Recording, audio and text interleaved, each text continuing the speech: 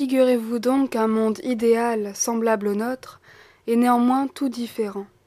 La nature y est la même que sur notre terre, mais l'économie en est plus sensible, l'ordre en est plus marqué, le spectacle plus admirable. Les formes sont plus élégantes, les couleurs plus vives, les odeurs plus suaves, tous les objets plus intéressants. Toute la nature y est si belle que sa contemplation enflammant les âmes d'amour pour un si touchant tableau leur inspire avec le désir de concourir à ce beau système la crainte d'en troubler l'harmonie. Et de là naît une exquise sensibilité qui donne à ceux qui en sont doués des jouissances immédiates, inconnues au cœur que les mêmes contemplations n'ont point avivé. Les passions y sont comme ici le mobile de toute action, mais plus vives, plus ardentes, ou seulement plus simples et plus pures, elles prennent par cela seules un caractère tout différent. Tous les premiers mouvements de la nature sont bons et droits. Ils tendent le plus directement qu'il est possible à notre conservation et à notre bonheur. Mais bientôt, manquant de force pour suivre à travers tant de résistance leur première direction, ils se laissent défléchir par 1000 obstacles qui, les détournant du vrai but, leur font prendre des routes obliques, où l'homme oublie sa première destination. L'erreur du jugement, la force des préjugés, aident beaucoup à nous faire prendre ainsi le change. Mais cet effet vient principalement de la faiblesse de l'âme, qui, suivant mollement l'impulsion de la nature, se détourne au choc d'un obstacle comme une boule prend l'angle de réflexion. Au lieu que celle qui suit plus vigoureusement sa course ne se détourne point, mais comme un boulet de canon, force l'obstacle ou s'amortit et tombe à sa rencontre. Les habitants du monde idéal dont je parle ont le bonheur d'être maintenus par la nature, à laquelle ils sont plus attachés, dans cet heureux point de vue où elle nous a placés tous, et par cela seul, leur âme garde toujours son caractère originel. Les passions primitives, qui toutes tendent directement à notre bonheur, ne nous occupent que des objets qui s'y rapportent, et n'ayant que l'amour de soi pour principe, sont toutes aimantes et douces par leur essence.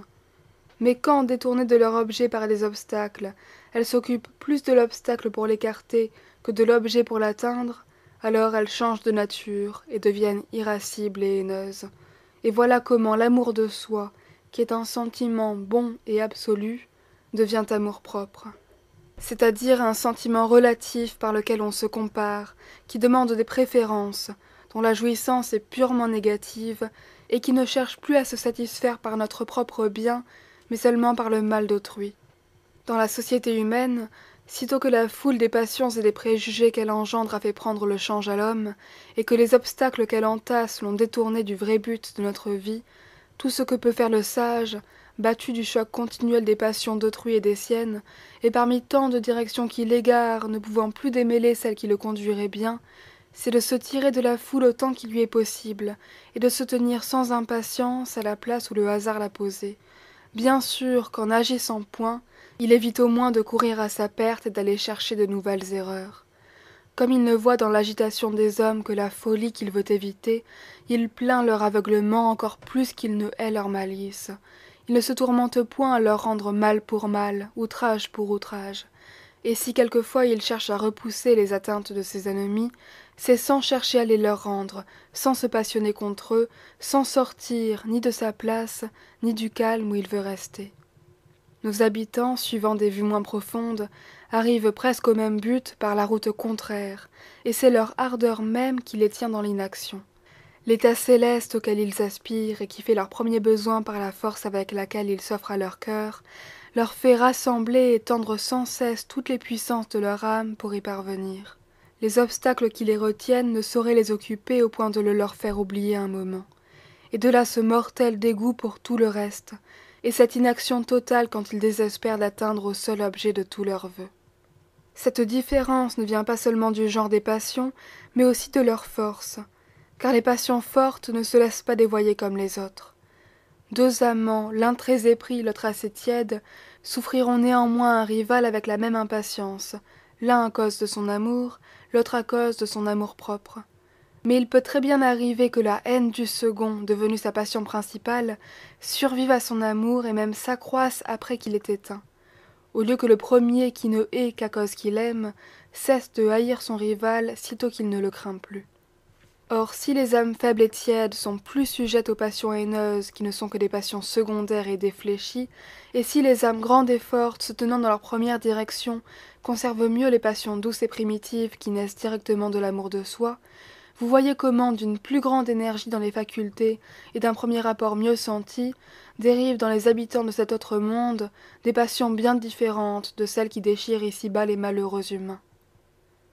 Peut-être n'est-on pas dans ces contrées plus vertueux qu'on ne l'est autour de nous, mais on y sait mieux aimer la vertu. Les vrais penchants de la nature étant tous bons, en s'y livrant ils sont bons eux-mêmes. Mais la vertu parmi nous oblige souvent à combattre et vaincre la nature, et rarement sont-ils capables de pareils efforts. La longue inhabitude de résister peut même amollir leurs âmes, au point de faire le mal par faiblesse, par crainte, par nécessité. Ils ne sont exempts ni de faute ni de vice.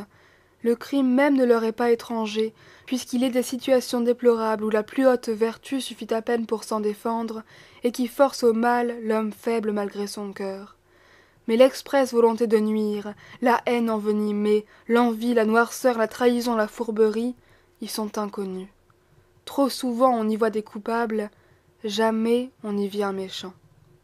Enfin, s'ils ne sont pas plus vertueux qu'on ne l'est ici, du moins par ceux-là seuls qu'ils savent mieux s'aimer eux-mêmes, ils sont moins malveillants pour autrui. Ils sont aussi moins actifs, ou pour mieux dire, moins remuants. Leurs efforts pour atteindre à l'objet qu'ils contemplent consistent en des élans vigoureux, mais sitôt qu'ils en sentent l'impuissance, ils s'arrêtent, sans chercher à leur porter des équivalents à cet objet unique, lequel seul peut les tenter. Comme ils ne cherchent pas leur bonheur dans l'apparence, mais dans le sentiment intime, en quelque rang que les ait placés la fortune, ils s'agitent peu pour en sortir. Ils ne cherchent guère à s'élever, et descendraient sans répugnance à des relations plus de leur goût, sachant bien que l'état le plus heureux n'est pas le plus honoré de la foule, mais celui qui rend le cœur plus content. Les préjugés ont sur eux très peu de prise, l'opinion ne les mène point, et quand ils en sentent l'effet, ce n'est pas eux qu'elle subjugue, mais ceux qui influent sur leur sort.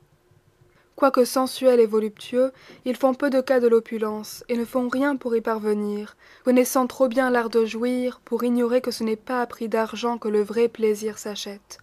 Et quant au bien que peut faire un riche, sachant aussi que ce n'est pas lui qui le fait mais sa richesse, qu'elle le ferait sans lui mieux encore répartie entre plus de mains, ou plutôt anéantie par ce partage, et que tout ce bien qu'il croit faire par elle équivaut rarement au mal réel qu'il faut faire pour l'acquérir. D'ailleurs, aimant encore plus leur liberté que leurs aises, ils craindraient de les acheter par la fortune, ne fût-ce qu'à cause de la dépendance et des embarras attachés aux soins de la conserver. Le cortège inséparable de l'opulence leur serait 100 fois plus à charge que les biens qu'elle procure ne leur seraient doux. Le tourment de la possession empoisonnerait pour eux tout le plaisir de la jouissance. Ainsi, bornés de toutes parts par la nature et par la raison, ils s'arrêtent, et passent leur vie à en jouir en faisant chaque jour ce qui leur paraît bon pour eux et bien pour autrui, sans égard à l'estimation des hommes et aux caprices de l'opinion.